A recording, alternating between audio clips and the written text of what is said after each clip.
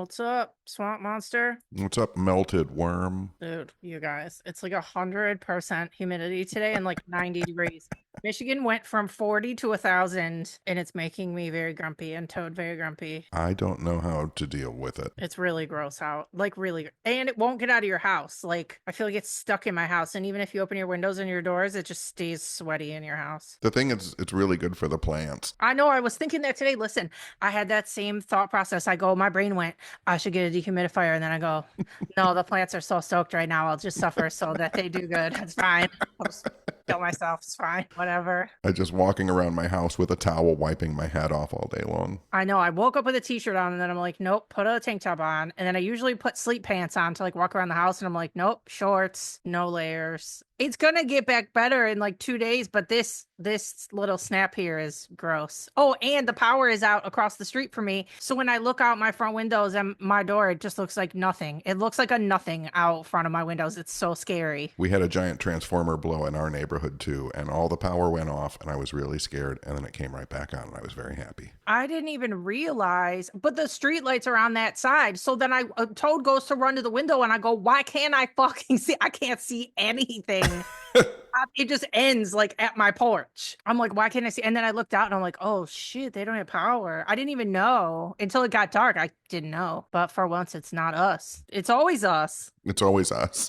I know. It's always you, but me sometimes. You pointed out earlier before we started the podcast, if my voice sounds a little different, it's because I'm broadcasting from an empty bedroom that used to be my office. Yeah, he had to rip his office apart to accommodate his father. So he's sitting in an empty room and it sounds weird.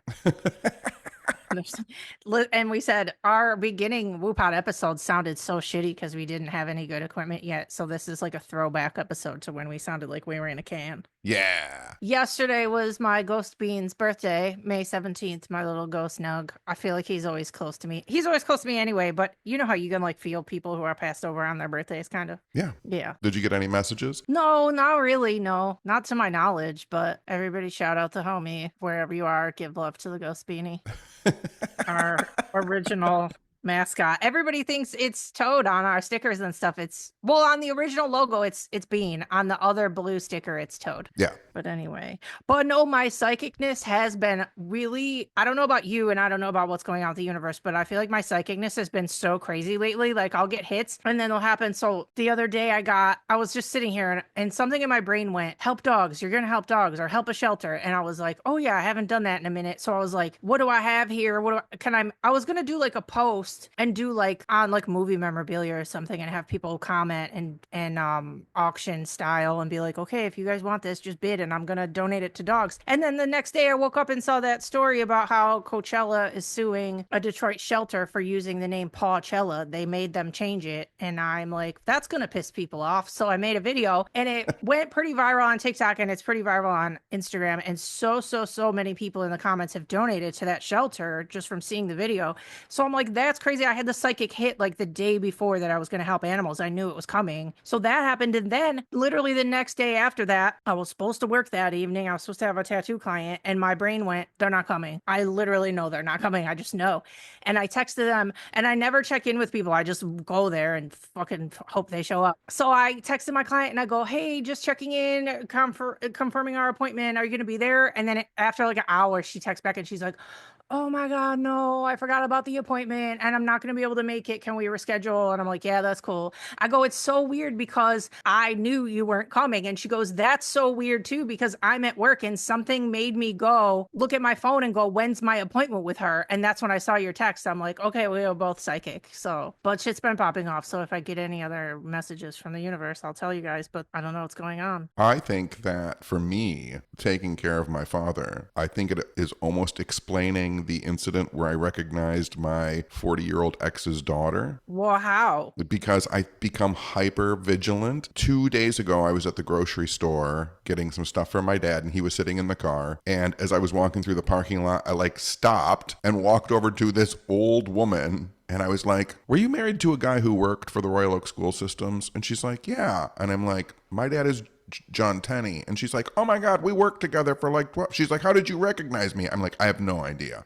Here. And then I was at the bank today and I was doing some like exchange and I heard a voice next to me and I looked over and again, it's like another older woman. And I looked at her and I go, "Did you teach French at Dondero High School?" And she's like, "Yeah." And I'm like, "Oh my God, why is this?" Like, I think my dad has me on such high alert Yeah. that my brain is shooting, like everything's firing right now. So I'm picking up like voices and people I saw once 30 years ago and people I've never seen. Like I'm just on the alert lookout. So I feel like I am better understanding a small fractional amount of the hyper vigilance of females. Yeah, right. Staring at everybody, making sure you don't get murdered. Exactly. 100%. What it's telling me a tiny bit is you need to leave your own city more. It's just like know and have history with every single human here. You have to branch out, maybe. Maybe you have to move, or maybe everybody else has to move, or maybe nobody moves. I don't know. That's why I don't go over. That's why it's weird when I go over to the city that I grew up in too, because I'm like, I feel like everybody's still here. Like they're stuck under a dome, like Truman Show. Nobody ever leaves. Yeah. What else have you been up to? Well, I had Swamp Gas Convention.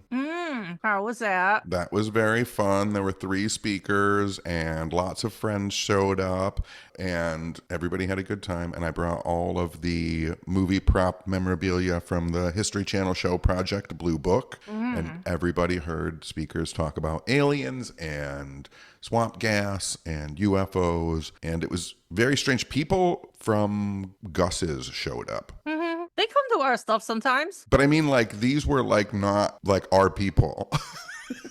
Oh, strangers?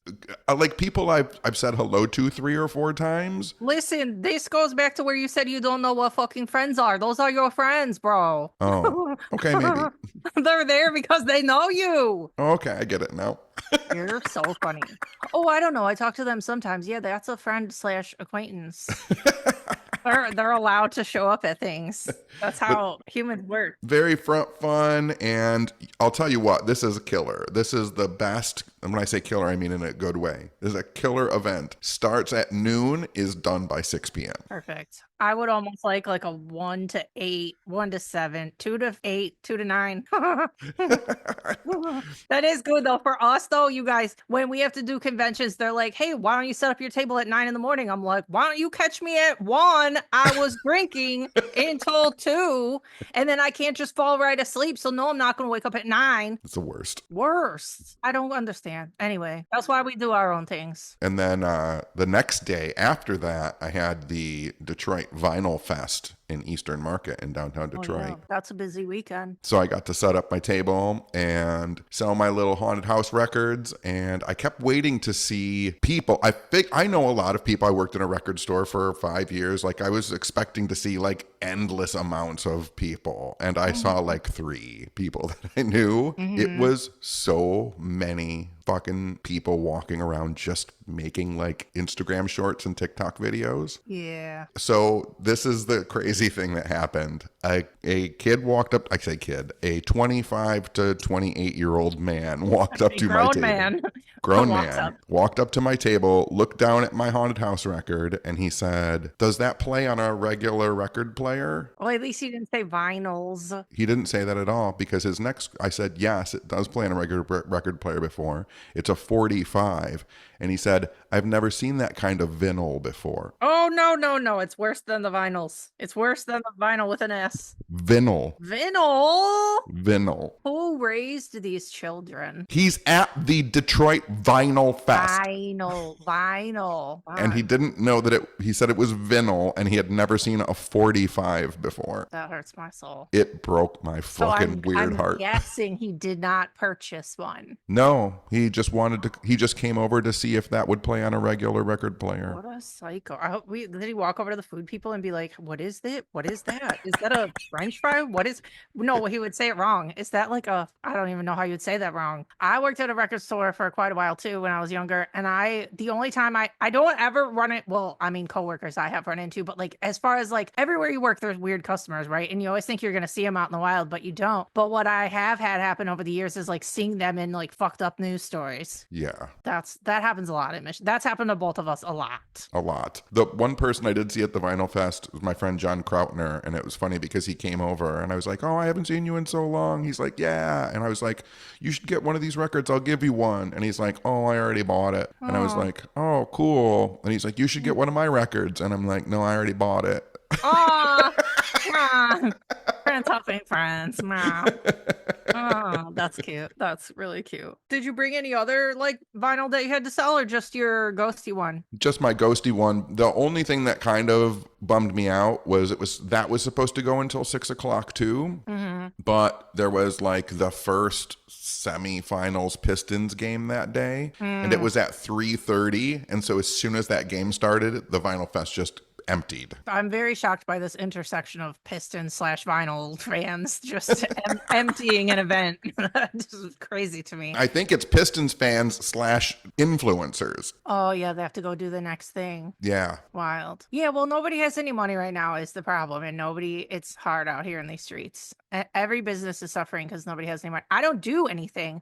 I literally every day I go in my kitchen and I'm like, oh, I guess I'll eat this food because I can't go anywhere and I can't do anything. And today I wanted to buy tickets to a thing and I didn't do it because I'm like, oh, I need to save my money because I don't have any fucking money because we can't do anything. Yeah. Brutal. It's getting brutal out there. I will tell you, I did buy tickets to a show though, because one of the 3 people I saw at the Vinyl Fest was another friend of mine, Dan, he was Danny Dahlrod. He was in the Dahlrods and the Gories and stuff. Mm-hmm. And the Gories, his first band, which the guitar player and the drummer I worked with at that record store. Mm-hmm. This is the first time they're playing in Detroit in like 12 years. And so I was like, oh, okay, I'll buy a ticket to that. Are you going to go? Oh, yeah, I'll go. I thought you were just like, I'll buy one to support them and then make a game day decision if I'm going to go. No, I'll go.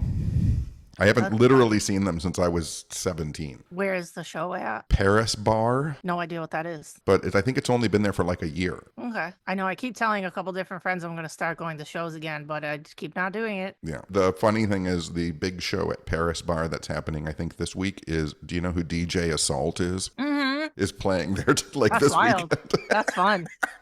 That's a good one. It's just going to be like all night. It's just going to be ass and titties. Ass and titties. Ass, titties, titties, ass and titties. Yeah. I hope everybody's kids were out of the room for that one. Sorry. Sorry if you don't know Detroit techno like we do. We literally just said we worked in a record store for several years. That it's like pumped into the air in there like a casino. You can't escape it. Oh, that's sick. That would be fun if I still did things, but I guess I don't. I've been doing some things. I've been trying to do more things, but they're like small, wholesome things. They're like see a friend I haven't seen in a long time or see my family more. It's not like I should dress all fancy and go see DJ Assault. I don't think I'm there yet. I haven't made it there yet. The pandemic broke me. Oh, I don't know. Did you know at the Royal Oak Post Office, you know Dee, like our favorite little our homie? You know she doesn't work there anymore? No! Why? She transferred to the Detroit office. Oh my God, we're gonna have to go there. I brought her flowers on her last day of Royal Oak. Oh my God. No, why? That is the worst. I'm genuinely devastated. I was crushed. I went in there because I had to mail some bill stuff out for my dad, and I walked in and she was like, John, she's like, this is my last day. And I was like, what? And there's a huge line of people. It was like midday, huge people. And I was like, what? She's like, I'm transferring down to Detroit. And so I was like, I'll be back. And then I like ran and bought like a bouquet of flowers. What do you mean? What does she mean she'll be back? Like they have to transfer every now and then, like to fill people's spots when people are. So she will come back? Yeah, but she's not permanently there. She's permanently now down in Detroit. No, I'm going there. I'm just not going to go to Royal Oak Post Office anymore. Can I tell you right now, when you walk into a post office that has like 30 people in line, yeah, and you're carrying a bouquet of flowers, people let you go right to the front and give your flowers to the postal worker. And everybody in the whole place was like, everybody was like, oh, so sweet. There were like a couple people clapped. Well, they probably all know that she's the best one and the fastest one too. So they're like, dang, this sucks. Yeah, for sure. That sucks. That was my bad news for the That's episode. devastated. And it goes back to what I just said is I have social anxiety and I don't like going places and it makes me uncomfortable. And one of the things that makes things fucking manageable is when I see a familiar face when I go in there. And then when it's not there anymore, I get very uncomfortable. I know. I know. That's so sad. Ah. I'm going to write a very strongly worded letter to whoever and be like, you have to bring her back. She chose to go. No, why? Maybe she lives down there or closer. If Yeah. I would do a lot of things like that's what made me change my tattoo job is I couldn't drive as far as my shop was anymore. I'm like, this is ruining my life. Oh, you mean like 2 hours every time you got to go to the shop? Yes, when I worked in Ipsy, it was an hour there, an hour back, and if it snowed, it was like 2 hours. Yeah. So if that's her deal, I get it. If it's not that, then I'm sad and upset. But it's fine. It's her own life. She doesn't have to think about us. That's fine. Whatever. It's fine. But you have to, like, even though that's devastating and you're looking to, like, not dress up and go to DJ Assault, you have to be buried in fucking movies right now. I am buried in shows and movies right now, but like in the best way possible. I feel like for a while there, I hit a skid where I was so pissed because every movie I watched was not that good. And right now it's fucking, we're eating good right now. Firstly, I will say Widow's Bay on Apple TV. Have you started it yet? No. It's so fucking good. There's a new series, you guys, on Apple TV. It's called Widow's Bay. It is a horror comedy show. The creator was one of the writers on Parks and Rec. So it has like a very funny, but like weird, awkward humor, but the horror elements of it are so genuinely fucking scary. And I feel like they do homages to so many different horror movies during every episode that your brain's like, oh, that's from. I fucking love that shit. You're gonna love that shit. There's a lot of 70s references and stuff, old horror movies. Okay. It's set in like New England in like a fake town. And it's basically if Jaws and had ghosts and a curse, which is, could that be more my shit? No, it couldn't. And this is just in my opinion, this isn't real, but in my opinion, the main guy, do you know who Matthew Rhys is? Yes. Yeah, he was on, what is it, The Americans? Is that Yeah. I never watched it, but I watched this show called The Beast in Me that he did on Netflix, and he was so fucking good. Anyway, he's the main guy and the mayor. So he's like Brody. Then there's this other crazy guy named Wick, and he's like the Quint of the show. And you know Wick, he's like a comedy actor, and he's been in a million things, but I can't fucking think of his name right now. But you'll know him when you see him. And then I feel like this lady Patricia, who also works at like the mayor's office, is like Hooper. But I think that one's reaching, but I don't care. I'm going to say it anyway. What I like about it, and I think what other people are liking about it, is every episode is kind of different. And there's you know how X-Files, there was the main story, but every episode was fucking weird in a different way? Of course. That's exactly how this is. Like, there's a new fucking weird problem on every episode. And like, so the mayor's like trying to make this like Martha's Vineyard, and he wants this place to be so cool and people to go there. But all the townies are like telling him all this crazy shit, and he thinks they're nuts, and then he starts to realize they're not nuts and everything they're saying is true. That there's just been like years and years and years of fucked up shit that has happened there. It's so fucking good. It's like my favorite thing right now. Oh, the guy who plays Wick is Stephen Root. Oh, he's from Office Space. He's the You're My Stapler guy. Yes, thank you. I knew his face from so many things. I thought it was from Billy. He's not in Billy. I don't know. I thought it was from Billy Madison, but that's not it. It was Office Space. So yeah, that guy's in it. Yeah, Apple sent me all 10 episodes ahead of time. So everybody online's flipping out about this show, and they're only on episode 4, and I've seen the whole fucking thing. And I feel like every time I see somebody talking about it, I'm like, I have this treasure at my house that nobody fucking knows about, and I'm not allowed to talk about it yet. But listen, you guys, I'm going to tell you a few tiny secrets, and everybody's just going to act like they didn't hear it. And they're spoiler free, but I will tell you a few things so you can be excited. One, in episode 6, a really exciting, to me, person comes in who you will know from a different horror show. And it's not even on IMDb. It's not on there. So nobody knows about it, but watch out for somebody that you probably like, who I like, starting on episode 6. Secondly, in the last 3 episodes, there is a jump scare that made me yell in my fucking living room.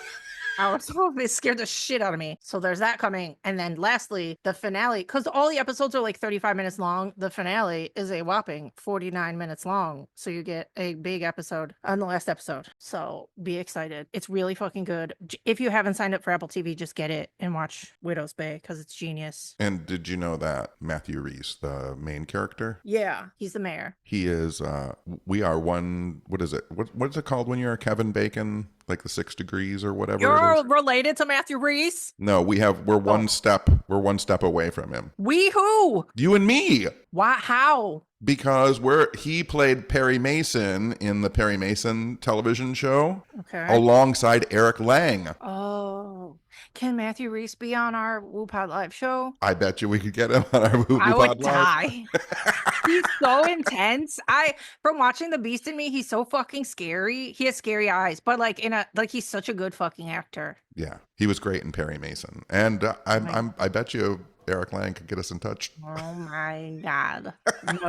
Noted. I want him on the live show now. So yeah, everybody watch Widow's Bay. It's perfect. It feels like Jaws. It's the best. And everybody on it is so funny. And listen, you specifically, every fucking comedian person who came on screen, I'm like, Tenney knows that person. Tenney knows that fucking person. You're going to know I don't know their names. But I really don't. But there's 2 people I'm seeing in my head right now. I know you know exactly who they are, but they're very funny. Are they male or female or? They're both male. The one guy, you know that guy, he's a comedian. He has glasses and he has a really big mouth. And he has like a show that was like, he was the main character on the show, but I never watched it all. But I think he won a Golden Globe like in the last couple of years for the show that he made. But I never watched it. I have no idea of a guy with glasses and a big mouth. You'll know when you see him. And then there's another guy on the show who you'll know too, who I looked him up on Instagram and he had like a bajillion followers. And I'm like, I don't know this person, but Tenney's gonna fucking know this person in a heartbeat. It's gonna be your new favorite show ever made. I'm not kidding. All right, you guys, I took way too long on that, but I'm sorry. I'm gonna try and move through the other ones fast, even though you guys don't care. I don't know why I'm apologizing. Anyway, next horror movie that's out right now that you can go see, Hokum in theaters. Did you see Hokum yet? I didn't. It's really good. You'll like it. It's Adam Scott, who I historically don't care for, but it's fine. And also his character in this movie didn't help. I still don't like him. Anyway, but it's written and directed by the same guy who, I think it's written and directed by, but written by the same guy who made Oddity last year that I freaked out about. Right. It's really good. It's creepy. The premise is a horror writer goes to Ireland to spread his parents' ashes and ends up at a hotel that is haunted by a witch. That happens every day. Happens all the time. The word that kept coming to my brain about this movie was cozy. I find it very cozy, even though it's kind of like fucked up. But I do think this will be a good one for people who don't love gore and who don't love like insane craziness in a horror movie. It's really good and different. It's very original. And something about Damian McCarthy is he makes like little models and shit in his movie and puts little details into shit where like you're watching the movie and it looks like something's like a historic artifact, but like he made it. You know what I mean? Like he puts a lot of detail into stuff. So that was really good. And then, okay, so this is like the juxtaposition of the episode. Hokum is for like, if you're not that into crazy horror movies. Obsession that I'm going to go into right now. Okay, Hokum is classic. Obsession is like getting hit in the face with a fucking hammer. So take that how you will. But I mean that as a compliment. Obsession in theaters now is honestly like the best horror movie I've watched in fucking 20 years. I'm not kidding. It's so fucking good. It's so original. It's so crazy. The premise, you guys, if you haven't heard of it, I don't know how you haven't heard of it yet because the advertising's been everywhere. But anyway, it's an indie movie by a kid who was a YouTuber who made many short films. This was his first full-length film. The premise of the movie is basically a guy has a crush on a girl who's a friend of his. And he goes into a metaphysical store, like a witch store, to buy her she lost her crystal necklace, right? He goes into a witch store to buy her a new necklace, but instead of buying the necklace, he finds this thing called the One Wish Willow and makes a wish that she will fall in love with him. And we can all guess how fucking good that went. Do you know that long ago when this was first announced, we talked about this a little bit on an episode? I bet we did. We did because Been excited forever. Yeah, because we both said it's a movie that's going to teach people don't do love magic. Don't do love magic. Don't do glamoring. Don't mess with people's free will. Not cool in real life and in movie. Like, you know what I mean? Like, it's a big message about autonomy and women's rights and women being abused and stuff. So It has a lot of good messaging, but it is absolutely insane. It's crazy. It's really well made. It's perfect. One of the jump scares was so bad I literally yelled in the theater really loud. And I didn't mean to. It's really good, really creative. So yeah, that's Obsession. And hot tip, you guys, side note for you guys. He has already, I think, shot his next movie, or it's written or partially shot, but it's about two paranormal investigators who are frauds who end up getting fucking fucked with by an entity or some shit. Like they do all this fake stuff for so long and then something turns and it goes bad for them. Well, I would like to see that. I know that sounds like all of our whole shit, and it sounds familiar to maybe people that we know. I don't know. I years and years ago sent a pitch to Sci-Fi Channel for their. You remember the show Scare Tactics? Mm-hmm. I pitched them doing an entire season of sending real paranormal investigation teams into haunted locations and doing scare tactics to them to see how they would really react if things started moving. Oh, around. like you mean they go in and they never get paranormal activity on any of their investigations, and then they finally get some, and then they lose their mind. Yes. I like that. I do like that. That might be how this is, honestly. But so yeah, that was really great. Go see it. Both Hokum and Obsession, both still in the theaters. And then lastly, I got to see Is God Is again, and it's so fucking good. I liked it even better the second time. Support that movie for sure because it's just so good. It is really good, and it's not going to be in theaters that long because that's what happens to indie movies. But anyway, the reason I'm bringing it up again, even though I fucking talked about it in the last episode, because listen, a fucking incident happened in front of my nemesis, you guys. And I feel like it has just added to my lore of him thinking I'm fucking crazy. So I'm standing outside the theater and I have to host the fucking screening. So I'm standing there waiting till when I'm gonna talk. And they've invited other people they're like, what was the thing? Oh, because this movie started as a play. She was a playwright and she made this into a movie. So they invited other playwrights to the screening. And I thought that was cute. So this girl walks up and the screening lady's like introducing me and being like, oh, she's hosting the screening. And the girl's like, oh yeah, I know who you are. And I was like, oh God, that's your fucking heart stops. I'm like, no. And it's me and that girl and the screening lady and my fucking nemesis. That's the only people standing there. And then the girl goes, oh yeah, I went to school with your brother. And I'm like, oh fuck. Oh no. I'm like, this is building on itself. And then she goes, your family had a monkey. And I was like, oh yeah. she goes, that's true, right? I go, yeah, my aunt and uncle had two monkeys. I go, I didn't know that's how we were still known in the streets, but that's fine. And then Nemesis like starts laughing and I'm like, he's gonna think I'm like fucking Joe Exotic. So that happened. I'm like, this is so stupid. That sounded so weird. That's it. That's all that has happened in my life. Oh, I love it. Just dozens of people from your past who refer to your family as the monkey family. Yeah, cool. And I'm so fucking against that kind of shit now and like keeping exotic animals for pets. It doesn't go with my vibe anymore. I didn't have any say in the matter. I was a tiny child. But any fucking way, that's what happened. Our lives are nuts. Everything that we say on this podcast is insane. It's pretty crazy. I know. I was telling somebody the other day, was talking about like public speaking or something, and I'm like, I just don't even give a fuck anymore. I'm like, my entire life is spilled out on a podcast. I can talk in front of anybody. I literally don't care anymore. It is a big thing. If you do a podcast long enough, or like you get over that fear of just saying weird shit to people, like you just say what you want to say. Yeah, I'm like, I've said worse than that in public. It's fine. It's already out. Just doesn't matter. Nothing matters. It's fine. All right. So we'll on our very special Wuwpod live show, we'll have Matthew Reese and we'll have my nemesis. And then we'll have to have like one or two more guests, and it'll be the most highly rated show ever made on YouTube. Honestly. All right, that's it, guys. I hope you missed us. I hope you miss us from now until the next time we make an episode. We love you. You can go to outerrealmscandals.com. And also, listen, you guys, can you pump up our Apple and Spotify reviews? Because we haven't gotten any in a long time. So go on there and say that you love us, and we love you back. And go to patreon.com/whatsupweirdo to support the making of the podcast and to get free shit and to go on trips with us and to do all the things. And you can call us, but I don't remember the phone number. Yeah, you can call us and leave a crazy message message. I have been listen, in our DMs on the Wuwpod DMs, people tell me crazy stories and I go, you have to call the line and say that story because everybody's going to want to hear it. So I've been trying to peer pressure people anyway. The number, if you guys want to call us and tell us a crazy story, is 313-444-5170. 313-444-5170. That's it. That's all we got. We love you. Okay, we love you. Love you. Oh my God, bye. Bye. Bye. I can't make the noise of slamming down a phone.